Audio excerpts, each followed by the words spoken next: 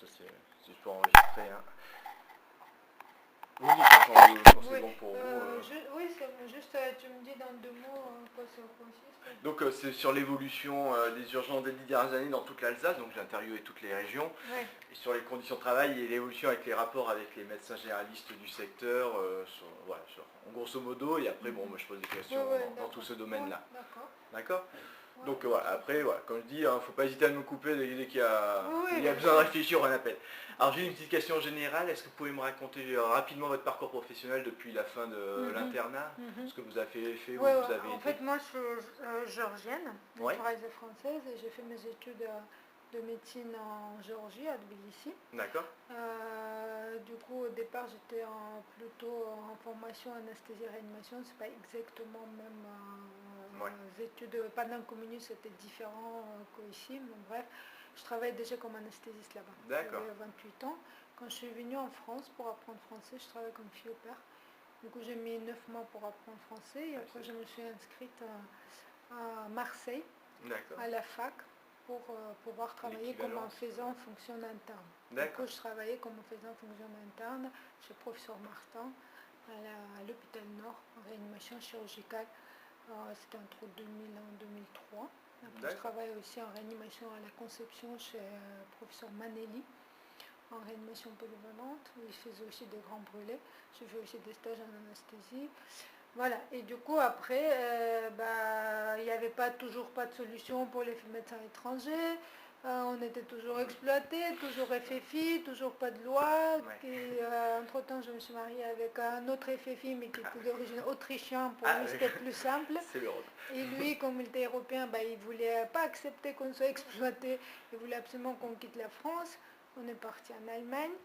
Mais là, j'avais des enfants un après l'autre, du coup, je n'ai pas travaillé en Allemagne. En plus, je ne maîtrise pas aussi l'allemand pour travailler. Et je voulais absolument retourner en France.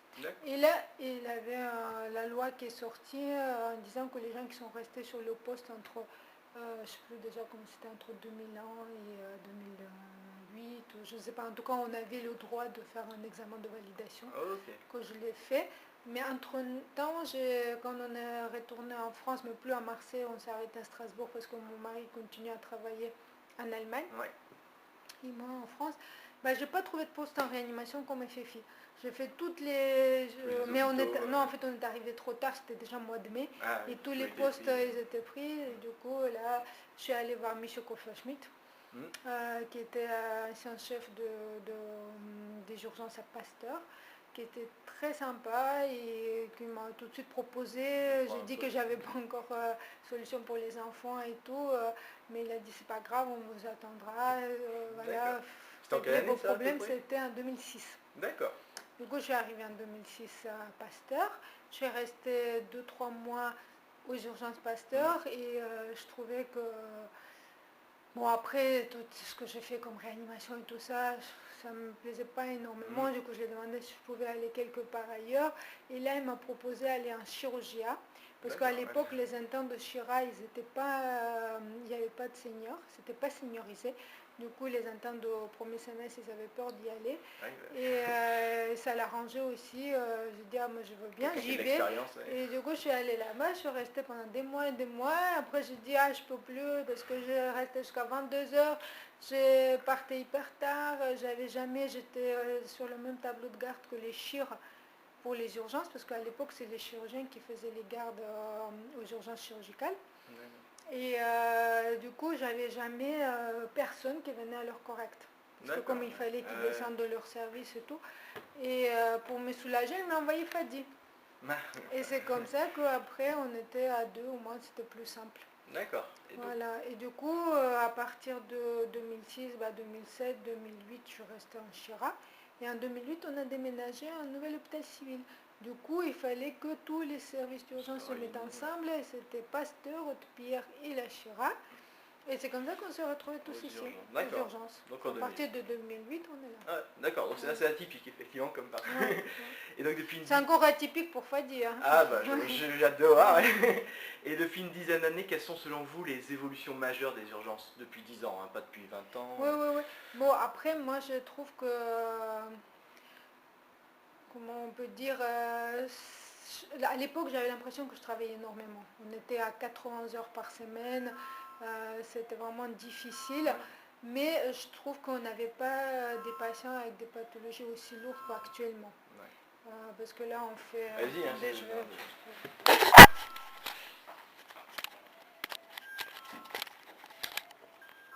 Oui, Roxy. Oui, écoute, elle est partie pour une demi-heure, je sais pas, un truc. Et dis-moi, parce qu'elle m'a demandé de surveiller. Tu veux mettre quelqu'un?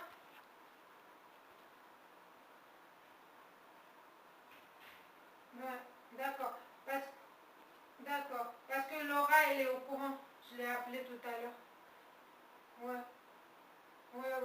Et attends, juste, tu auras le temps après pour... Parce qu'en fait, je suis avec Nathan de Casara. Si tu as de répondre aux questions après. Bah, je viens de commencer. Je te dirai. Allez, à toutes. Bon, elle demande s'il a beaucoup de questions. Ah. Bah, vous lui ferez un résumé, vous verrez s'il faut que je retrouve un autre horaire. Là, elle est malade. Oui, s'il faut que je revienne, il n'y aura pas de problème. D'accord. Oui, du coup, je trouve que notre urgence, il est aussi différent, je pense, des autres urgences, parce qu'on a fait un pôle cœur-poumon.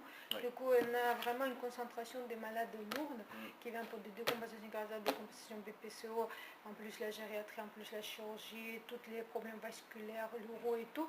Et on n'a quasiment pas de patients ambulants. Et même s'ils viennent pour des petites consultations, on essaie toujours de les orienter vers... Ça ne nous prend pas, on ne peut pas dire qu'on perd notre temps pour des patients qui viennent pour des consultations. Notre problème, c'est ça. Mais maintenant, l'évolution, bien sûr, majeure, c'est qu'on est à 48 heures. Et ça n'a rien à voir avec le temps de travail qu'on faisait à l'époque. Je sais pas, 80 heures par semaine, 11 heures d'affilée en zone, de matin au soir. Voilà. C'est mieux, mais je ne sais pas, c'est peut-être l'âge, parce que je me sens quand même aussi fatiguée qu'à l'époque. Je l'entends souvent, effectivement, avec l'âge. Mais parce qu'en fait, on est fatigué qu'on a toujours le même problème des lits. Par contre, on a une super amélioration, je pense que c'est spécifique pour notre urgence, de notre relation avec la médecine interne. Parce qu'on travaille super bien avec eux. Ils viennent tous les matins chez nous pour nous donner des lits libres, que ça n'existait pas à l'époque. À l'époque, il fallait que ce soit pour chaque lit, etc. Et on n'arrêtait pas de dire, faites plutôt votre... de savoir s'ils peuvent sortir les malades le soir, voilà, et définir des malades sortant le soir que le matin, et pas le matin. Et maintenant, c'est ce qu'ils font. Le matin, ils savent déjà combien de lits il aura. À l'époque, ils disaient, vous attendez midi, encore 14 heures, et après, on ne savait pas. Voilà. Maintenant, la visite, elle est faite le soir, ils savent déjà que ces gens-là, ils vont partir le matin, et il y en a un chef dédié de tous les services de médecine interne qui vient chaque matin au lit porte et qui nous donne des lits. Du coup, ça, c'est vraiment un pas en avance énorme. On a une relation avec la chirurgie aussi qui est vraiment correcte, avec la radiologie, parce qu'on fait des réunions tous les 6 mois avec l'équipe de radiologie. Pour présenter les cas intéressants, etc., pour que les internes de deux services puissent connaître, pour qu'il n'y ait pas de problème après. Bon, il y a toujours un peu de problème, ça c'est normal, mais voilà, ça je trouve que c'est pas mal. Et la charge de travail, comment vous trouvez qu'elle a évolué? Vous m'avez dit les diminutions d'horaire, mais après il y a plus de patients aussi. Oui, il y a plus de malades et la charge de travail, elle est énorme. Ça, par contre, on peut dire que ce soit physiquement, mentalement, ça a explosé. Ça n'a rien à voir. Ça n'a rien à voir parce qu'avant, c'est sûr que les bilans ils étaient plus rapides, les malades ils étaient moins graves. Maintenant, on a des patients qui ont 3 pages de MCC et ils ont tellement de traitements, ils restent beaucoup plus longtemps aux urgences, du coup, ça a augmenté énormément. Et comment vous trouvez que la prise en charge a évolué des patients? Est-ce que vous trouvez qu'il y a eu une évolution depuis 10 ans sur la... Oui, mais je pense qu'on fait énormément de choses aux urgences. C'était déjà nous reproché à l'époque parce que notre chef de service, M. Koppelschmidt, il nous a appris, surtout à notre équipe. Je ne sais pas comment c'est ailleurs, mais il nous a toujours dit que les urgences, c'est pas seulement de faire un triage, d'envoyer les gens quelque part pour se débarrasser le plus vite possible. C'est vraiment de savoir pourquoi les gens viennent et qu'on puisse savoir, et ça nous intéresse aussi, d'avoir un diagnostic de notre malade. Et c'est vrai qu'on a toujours fait beaucoup, même un peu trop peut-être aux urgences, et on continue de le faire, mais maintenant par manque de lits. Parce qu'on ne va pas garder non plus les gens pour rien. je veux dire, si on fait rien. Du coup, on essaie d'avancer beaucoup de choses aux urgences, faire une imagerie, les bilans, voilà, etc. Prendre tous les avis qu'on peut faire. Et ça nous a été reproché aussi qu'on fait peut-être trop d'examens complémentaires, etc. Mais notre but, c'est ou décider que la personne peut rentrer, ou bien de regarder ce qu'il a. Parce qu'on ne peut pas se permettre d'attendre 2-3 jours aux urgences sans rien faire et sans savoir où il va aller. Et vous trouvez que justement que le rôle du médecin urgentiste a évolué au sein de l'hôpital, oui, moi je pense qu'on est devenu hyper polyvalente, je ne sais pas, mais c'est vrai que les pathologies qu'on voit, elles sont tellement, maintenant c'est vraiment une médecine interne, en plus la cardiologie, pneumologie, c'est vrai que nous, on fait quasiment pas de traumato. On ne fait pas du tout, pas du tout. À l'époque, on avait une neurologie aussi, jusqu'à encore 2008-2009. Voilà, du coup, on avait pas mal. Ça ne nous a pas soulagés parce qu'on pensait que quand ils vont déménager, on aura moins de malades, mais pas du tout. Voilà, en tout cas c'est mon ressenti, je n'ai pas des chiffres en tête. Son avis, chacun son non, avis, mais je veux dire que on disait oui, mais on sera soulagé quand la neurologie va déménager. Finalement, on n'a pas senti qu'il y a un soulagement et des changements parce que on a tellement des BPCO, tellement cancéreux. Maintenant aussi, on a beaucoup de patients étrangers qui viennent pour être traités ici. Et oui, nous on est des médecins, alors on ne peut pas refuser à personne. Et voilà, on traite, peu importe si les gens ont l'assurance ou pas assurance, on traite tout le monde. Et c'est vrai qu'on n'a pas beaucoup d'avantages. Là, ça n'a pas changé par contre. Et le relationnel, le rapport avec les patients, il a évolué ou il est resté le... Je pense que aussi, parce qu'on a moins de temps de discuter avec les gens. C'est sûr qu'on essaie de rester calme, mais souvent c'est compliqué parce que les gens aussi sont fatigués, surtout les gens qui sont bien dans leur tête, qui viennent pour un truc urgent pour eux, mais c'est pas forcément urgent pour nous. Et ils ont l'impression qu'on est tout le temps devant l'ordinateur en train de regarder des bilans et on fait rien du tout. Et je pense que c'est un peu partout, même ressenti pour les gens, parce qu'ils n'ont pas compris que chez nous tout est informatisé. Si on ne met pas ça sur DXCare, l'infirmière ne va pas faire prise de sang, il n'y a rien qui va bouger, ça, tu comprends. Et là, on est souvent agressé. Ça, il faut dire que les gens, ils perdent des nerfs. D'accord, il y a plus de tension du fait du temps d'attente. Oui, c'était pas comme ça à l'époque. Et du fait de l'incompréhension. Oui, et en plus, comme nous, on fait énormément de psychiatrie. Ah oui. Ouais, parce qu'on a les urgences psychiatriques juste à côté, mais ils ne prennent prennent personne. S'il n'a pas de bilan somatique. Ah oui. Tous ces bilans somatiques, ça se transforme justement dans prise de tête. Et voilà. Et c'est ça, c'est aussi difficile. Et avec le reste du personnel, soit infirmiers, aides-soignants ou les collègues, les rapports, ils sont restés stables ou ils se sont améliorés, aggravés au fil des années Il faut dire que nous, mais je parle toujours de nos urgences. Ah oui, nous, par exemple, on essaie vraiment d'avoir une bonne relation avec les infirmières parce que notre travail est tellement difficile et on est vraiment dépendant d'une infirmière, de sa rapidité et de ses compétences. Le souci, que comme ils sont mal payés, que leur travail est difficile, ils font aussi beaucoup d'heures et tout ça, même s'ils sont à 36 heures, ils sont tout le temps agressés, ils font plein de trucs aux urgences qu'ils ne doivent pas faire probablement parce que les gens ils restent plus longtemps, ils doivent fournir les traitements, que c'est pas normalement leur truc, mais on leur fait des presses comme à l'UHCD. C'est sûr qu'ils ne restent pas longtemps, ils partent. Ils prennent expérience et après ils s'en vont et voilà. Et c'est sûr que c'est difficile quand on a... Souvent les jours passent tellement vite, je ne sais même pas comment elle s'appelle l'infirmière, c'est une nouvelle infirmière, on dit non mais c'est pas possible depuis quand elle est là, je la connais même pas, et ils n'ont même pas le temps de se présenter, et après, dans 2 mois, elle est où, à peine j'ai appris le prénom, elle n'est plus là. Et avec les collègues Mais moi, avec les collègues, on est toujours même équipe, du coup c'est pour ça fonctionne chez nous, parce que il faut dire qu'on est combien 6 qui sont là depuis 2006, et c'est déjà pas mal. Et après, il y a des nouveaux, nos anciens internes qui viennent, qui repartent et tout ça, qui font leur clinique à chez nous, l'assistanat. Mais ça aussi, il n'y a pas des postes proposés, ils ne restent pas comme des péages. Il y en avait énormément. Tout le monde qui est parti sur les dernières années, c'est les nouveaux chefs qui ont décidé, qu'ils étaient déjà fatigués, ils décidaient de faire le tour du monde, l'autre partir sur les îles. Bon, c'est bien, c'est parfait, ils n'ont pas d'enfants pour le moment, tant mieux, mais le souci que voilà, nous on est toujours là. Et au bout de 15 ans, on est fatigué aussi. Forcément.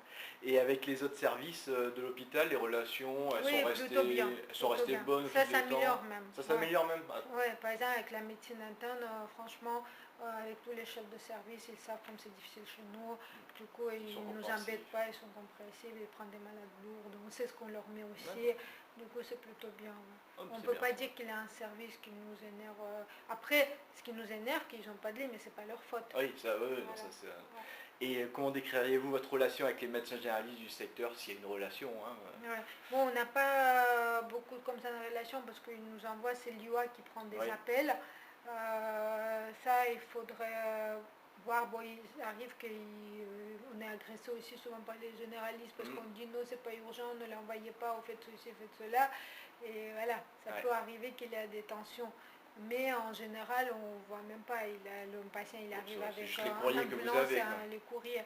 Mais après, les généralistes qu'on connaît et qui ont travaillé chez nous, c'est sûr qu'ils nous appellent directement. Et voilà, là, c'est quand même plutôt bien. Mais pour dire qu'on a vraiment une relation avec les... C'est quasiment que par courrier, quoi. D'accord. Et selon vous, quel regard portent les médecins généralistes sur les urgences? Mais je pense qu'ils ne se rendent pas compte parce que les généralistes qui ont vraiment passé ces derniers temps aux urgences et qui sont installés, c'est plutôt peut-être nos internes maintenant. Ils font surtout des remplacements et là ils appellent gentiment et disent voilà. Mais les anciens, c'est là qu'ils ont déjà installé depuis 20 ans, 30 ans, ils pensent que c'est comme à l'époque. Ils essaient de tout nous envoyer aux urgences sans vraiment faire des choses qu'on peut déjà faire en préhospitalier. Et je pense que c'est triste parce que là... ça n'améliore pas la prise en charge. Mais il y a les services qui sont décompensés aussi parce qu'ils ont tellement de monde dans la salle d'attente, ils ne savent pas comment faire et je comprends aussi. Et je ne vois pas du tout comment ils peuvent prendre des malades que nous on a dans le cabinet. Ça c'est n'importe quoi, c'est une utopie de penser qu'ils peuvent prendre ces malades en charge chez eux. Mais par contre, d'envoyer une hyperglycémie, diabète type 2, parce qu'il a une glycémie à 3,5 et qu'il se porte bien, juste pour qu'on l'hospitalise à sa place, ça je trouve que c'est abusé. Il y en a trop qui passent juste pour hospitaliser. Ils disent ah non mais c'est gravissime monsieur, vous allez vite aux urgences. Mais voilà, il peut prendre un téléphone et aussi chercher des places quelque part pour l'hospitaliser ou le mettre sous insuline. Voilà. Et quelle est votre opinion sur la gestion des médecins généralistes vis-à-vis des patients qu'ils envoient aux urgences? Est-ce que vous trouvez que c'est adapté? Comment ça évolue au fil des années, les patients qu'ils envoient? Ça, je ne peux pas dire, mais bon, je pense qu'on a des patients qui sont des traitements rallonge. Ils sont vraiment, on a énormément de gériatrie quand même. Je pense qu'ils sont quand même... il faut voir que ces derniers temps, on a quand même beaucoup de patients qui reviennent. C'est-à-dire on les hospitalise, ils partent, dans 3 jours, ils sont à nouveau là. Du coup, quand même, il faut chercher qu'il y a un défaut quelque part. Voilà, et je pense que c'est quand même plus notre DMS qu'il faut que chaque fois qu'on diminue, on diminue. Et je pense que c'est plus en cause hospitalier que préhospitalière. Parce qu'on ne peut pas non plus, on sait ce qu'on met dans le service. On sait que cette personne ne peut pas être stabilisée dans 3 jours. Et quand on voit un courrier qu'au bout de 3 jours ou 5 jours, il est déjà de retour à la maison de retraite, c'est clair que la semaine prochaine, il est chez nous. Du coup, maintenant, souvent les patients ils me disent bonjour docteur, comment vous allez, tout ça, que ils ne sont pas censés de connaître urgentiste. Je ne suis pas leur médecin traitant. Mais on a de plus en plus de gens chroniques qui reviennent toutes les semaines. Et comment a évolué la gestion de la permanence des soins en coordination avec les médecins généralistes au fil des années? S'il y a une permanence des soins. Je ne sais pas du tout. Ça, vous en faites pas de permanence de soins? Vous faites que des urgences? D'accord, bah non, il n'y a pas de problème. Ok. Moi, pas de... Non, si vous en faites pas. Et comment imaginez-vous l'avenir des urgences et de votre profession en général? Ce que vous imaginez, pas ce que vous espérez. Oui. Non, mais moi, ce que j'imagine, moi par exemple, j'adore les urgences, justement parce que ça bouge, surtout à l'hôpital universitaire, parce qu'on forme les médecins, etc. Mais je pense que ce qu'on fait, qu'on essaie de trouver ce qu'ils ont les gens, qu'on pousse les examens complémentaires, je trouve que l'hôpital universitaire, il doit faire ça. Ça ne doit pas être un service de triage. Je pense qu'on ne doit pas aller vers un système qui dit qu'ils sont là, 4 heures, ils doivent aller tout de suite dans le service et tout ça. Non, peut-être ça doit être sur 4 heures qu'on a tout le bilan, tous les examens complémentaires, et c'est vers ça qu'on doit aller, et on ne doit pas avoir des gens dans le couloir. Pour moi, le rêve, c'est que chaque patient son box. On ne doit pas changer des gens dans les couloirs, on ne doit pas faire des ECG dans le couloir. Il ne faut pas voilà, qu'on a des familles dans les couloirs et des malades, c'est pas possible. Il faut que si maintenant on dit notre capacité c'est 15 box. Ça veut dire qu'on ne doit pas avoir plus que 15 malades, ou si on a 30 malades, parce que depuis qu'on a déménagé, on est considéré être rempli à 100% quand on a 33 malades. Pour 15 box et 3 des chocs. Alors si ils ont mal défini, ils ont mal calculé, maintenant si on fait des travaux, on va avoir 30 box. Mais c'est pas pour avoir 60 malades. Ouais, c'est sûr. Voilà, du coup, pour moi c'est ça. Si on veut que les urgences soient à venir, il faut que les médecins, les internes et les infirmiers travaillent dans les conditions où tout le monde est tranquille, tout le monde est calme et qui peut voir un malade tranquillement. Il peut avoir 5 malades en 15 minutes juste pour avancer. C'est pas les urgences de voir 5 malades en 5 minutes. Ouais. Les urgences, c'est de pouvoir correctement prendre chaque malade et pouvoir un peu discuter aussi avec les gens. Parce que vu que il y a un vieillissement de la population et qu'on voit les gens souvent qui vivent seuls, qui sont déjà pas entourés par la famille, tout ça, et en plus on leur parle vite, ça va pas. Allô? Oui, c'est ça. Oui, oui, oui. Je voulais lui parler, mais là je suis occupée un petit moment. Sinon, tu peux peut-être envoyer à l'interne pour qu'il lui dise qu'elle est attachée et qu'il ne soit pas étonné. Ou tu vois, en externe, juste pour dire qu'elle était vraiment opposée aux soins et c'est pour ça qu'on l'a attachée. Oui, j'imagine. Voilà, et qu'on voulait absolument faire la prise du sang et le traitement. Et absolument lui poser la question, est-ce qu'elle a pris vraiment ce qu'elle dit ou non? Qui? La maman? Oui, ça je sais, c'est ce qu'elle m'a dit. Non, mais je veux savoir ce qu'il dit la mère. Parce que comme elle est en rupture du traitement, peut-être elle invente aussi des trucs, je ne sais pas. Oui. Voilà, d'accord, et j'arrive. Hein? Ouais, merci à toi.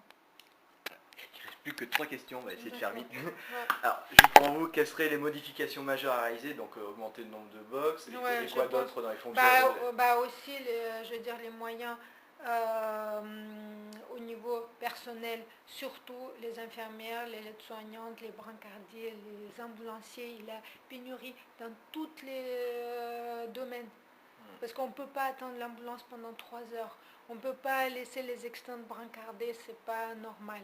C'est pas aux externes d'installer les malades, chacun son travail. Mais nous on le fait parce qu'on voit comment ils sont décomposés déjà nos AS, nos infirmières, etc. Et surtout un peu améliorer la relationnelle. Il faut qu'on puisse discuter avec des gens. Et ça, on fait moins en moins parce qu'on est trop stressé. La seule chose qu'on veut, c'est vite faire des presses pour pouvoir savoir ce qu'ils ont et tout, pour savoir où on peut les hospitaliser, de passer des heures et des heures au téléphone. Ça aussi, c'est pas normal qu'on doit chercher des places, nous. Il faut que le service, mais en même temps, je trouve que comme les urgences sont liées aux autres services, et on a besoin plus de lits de gériatrie et surtout des soins intensifs de médecine gériatrique. Parce qu'on ne peut pas non plus mettre tout le monde en réanimation. Moi qui ai fait des années de réanimation, je sais qu'on ne prend pas des malades comme ça en réanimation, mais on ne peut pas non plus solder tout le monde au latte. Voilà. Ça veut dire qu'il faut quand même que ces gens-là, ils puissent rentrer, qu'on fasse des soins corrects, aux soins intensifs, voilà, sans les intuber, sans réanimation, mais souvent il y a des situations, les tableaux cliniques qui peuvent être gérés aux soins et cette personne elle peut continuer encore vivre, même s'ils sont démons, etc. Voilà. Et pour eux, y aurait-il des solutions pour améliorer la relation entre les urgentistes et les médecins généralistes du secteur, ou ça paraît compliqué pour...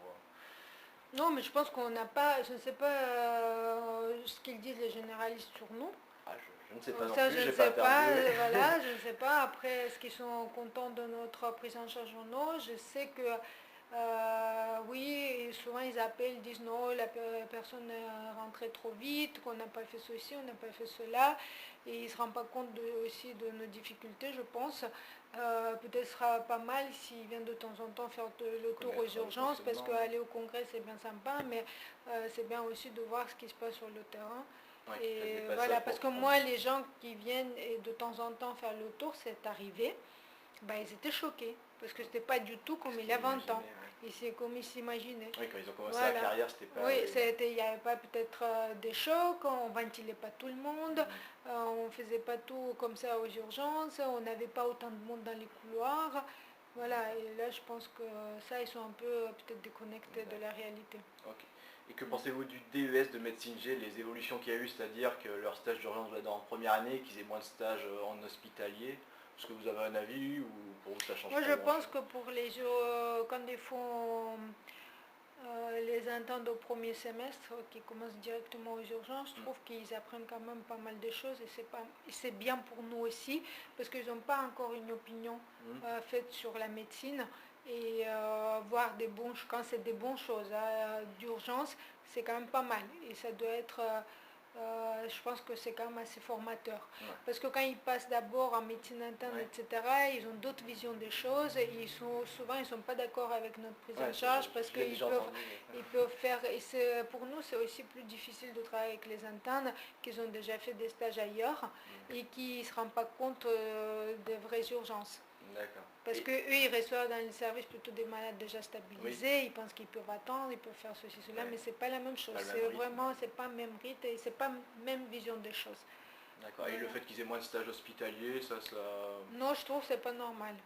Je pense que c'est bien d'avoir quand même pas mal de stages hospitaliers, parce que c'est comme ça qu'on peut savoir à quoi penser quand on est dans le cabinet. Ouais. Voilà. C'est pas parce qu'on est dans le cabinet plus longtemps et qu'on sait prescrire de l'iprane, c'est pas ça. Parce que quand il y a un problème, de toute façon, moindre de soucis, ils vont balancer les gens aux urgences. C'est ça. Et pour éviter ça, il faut qu'ils aient plus d'expérience hospitalière pour savoir ce qu'ils peuvent faire pour gérer. Et qu'ils vont connaître les services aussi. Parce que comme ça, ils savent que pour ça, ils peuvent adresser dans ce service-là et pour ceci, dans l'autre service. Ils ont plus de relationnel après aussi. Parce que là, par exemple, une généraliste qui a fait chez nous plusieurs années et qui, à la fin de sa carrière, a décidé de s'installer, elle nous envoie peut-être un malade par an. Parce qu'elle sait comment il faut l'hospitaliser, à qui appeler, etc. Oui, pour ça, qu'on a les contacts après. Oui, c'est plus simple. Et la dernière question, que pensez-vous que les urgences soient devenues un DES à part Oui, ça c'est très bien. Je trouve que c'est très bien parce que je trouve que vraiment le métier d'urgentiste, c'est un métier à part. Avant, c'était fait par les réanimateurs, par l'anesthésiste ou par généraliste qui a fait CMU, etc. Mais je pense que c'est bien. D'accord.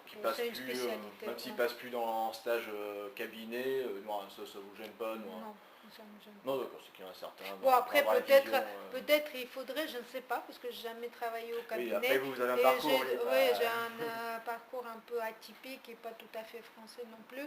Du coup, je ne sais pas si... Je pense que... nos internes, en tout cas, je pense qu'ils aiment bien de partir après notre stage chez le généraliste pour se reposer un peu. Parce qu'ils sont tellement fatigués chez nous. Voilà. Et quand ils commencent l'internat comme ça. Et mais pour pas être stressé et de bien gérer, il faut quand même faire des années d'urgence. Ouais, après c'est sûr. Voilà. Et si, c'est pour ça que je dis que c'est les urgences, il faut vraiment définir les personnalités qui peuvent travailler aux urgences. Si on est stressé, si ça nous gâche la vie, il ne faut pas faire les urgences. Sinon, même si on est très bon, même si on sait plein de trucs, si ça nous stresse trop, on ne peut pas continuer longtemps.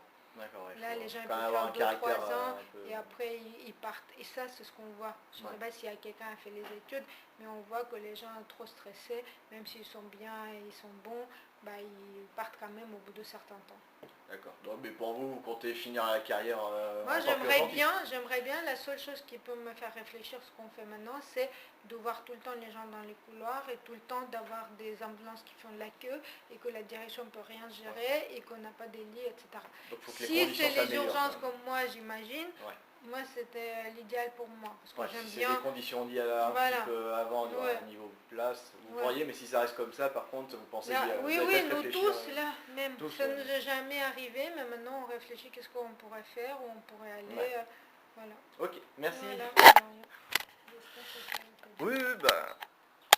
On a j'ai des réponses assez différentes sur toutes les questions, donc j'ai pas beaucoup